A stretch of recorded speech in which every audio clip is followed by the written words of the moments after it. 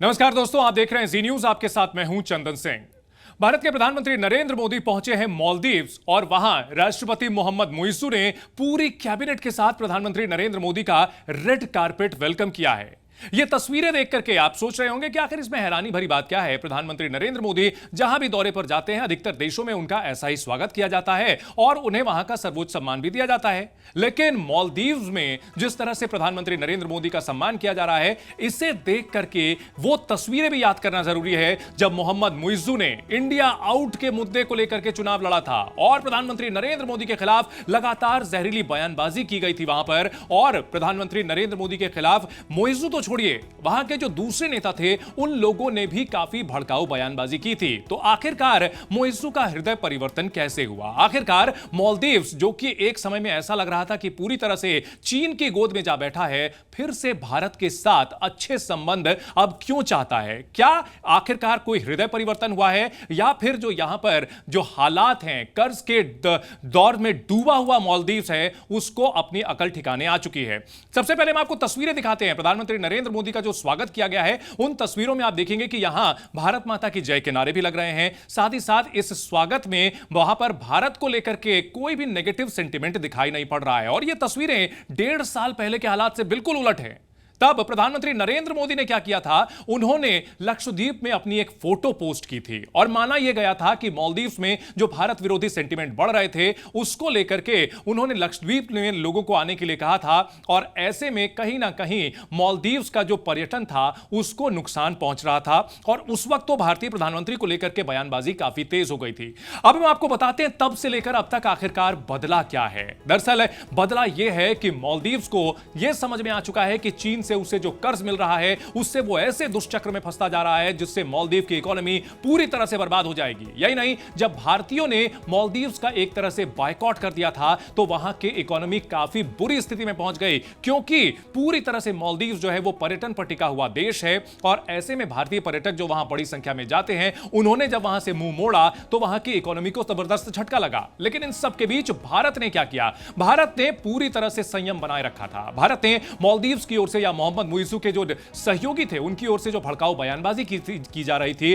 उस पर कोई भी रिएक्शन नहीं दिया था। क्योंकि अगर बात की जाए, जो लोकेशन है मालदीव्स की, वो काफी अहम हो जाती है। हिंद महासागर में यह बेहद अहम जगह पर स्थित है और सामरिक लिहाज से बेहद महत्वपूर्ण है। और इसी वजह से चीन ने भारत को जो घेरने की रणनीति है, उसकी वजह से मालदीव्स में अपना निवेश बढ़ाया था, मालदीव्स को कर्ज ज्यादा देना शुरू किया था और मालदीव्स में मोहम्मद मुइज्जू की पार्टी को पूरा सपोर्ट भी किया था। लेकिन साथ ही साथ चीन की ओर से जो कर्ज दिया गया, उससे मालदीव्स एक भयानक कर्ज के दुष्चक्र में फंसता गया। इन सब के बीच भारत ने अपने ऑप्शंस को खंगाला।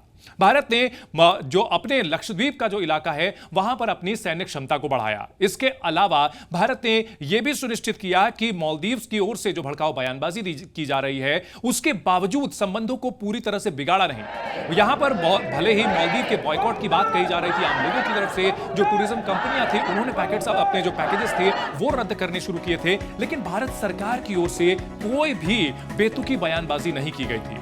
धीरे धीरे भारत ने अपने विकल्प जब तलाशे और यह साबित कर दिया कि मालदीव्स की उसे काफी सीमित जरूरत रह गई है।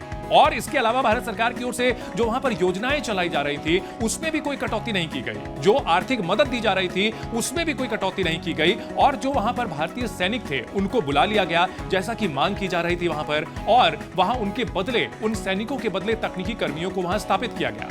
इससे यह हुआ कि मालदीव्स में जो भारत विरोधी सेंटिमेंट है, वो धीरे धीरे खुद कमजोर पड़ता चला गया।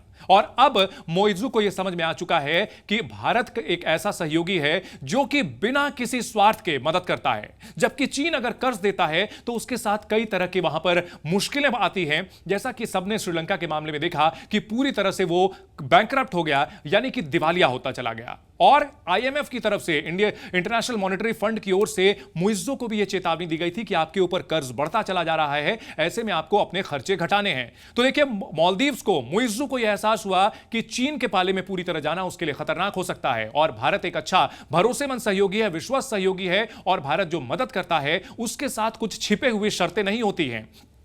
दूसरी ओर भारत के जो विकल्प थे, भारत ने उन विकल्पों को अपना मजबूत कर लिया है। अपने जो सैन्य क्षेत्र थे, सामरिक क्षेत्र थे भारत के, वहां पर लक्षद्वीप में उन्होंने मजबूती हासिल की है। और ऐसे में भारत को अब लक्षद्वीप की बहुत ज्यादा जरूरत नहीं है, लेकिन लक्षद्वीप जो एक छोटा देश है उसे भारत की बहुत ज्यादा जरूरत है। यह बात समझ में आ गई है। भारत ने मालदीव के साथ बहुत कुछ बिगाड़ा नहीं, लेकिन अपनी स्थिति को मजबूत करके यह संदेश दे दिया कि अगर आप संतुलन बनाए रखना चाहते हैं तो भारत भी किसी का मोहताज नहीं है। और यही वजह है कि अब मालदीव में भारत विरोधी सेंटिमेंट नहीं है, बल्कि वहां पर प्रधानमंत्री नरेंद्र मोदी का बाहें फैला करके स्वागत किया जा रहा है। भारत माता की जय के नारे लग रहे हैं और वहां पर अब भारत की जो है तारीफ में कसीदे पढ़े जा रहे हैं। जाहिर सी बात है कि भारत की कूटनीति एकदम साफ है कि अगर कोई देश भारत के साथ अच्छे संबंध रखना चाहता है तो भारत उसका स्वागत करेगा, उसका हमेशा साथ देगा। लेकिन अगर कोई देश भारत विरोधी रुख अपनाता है तो भारत भी अपने विकल्प देखने के लिए स्वतंत्र है।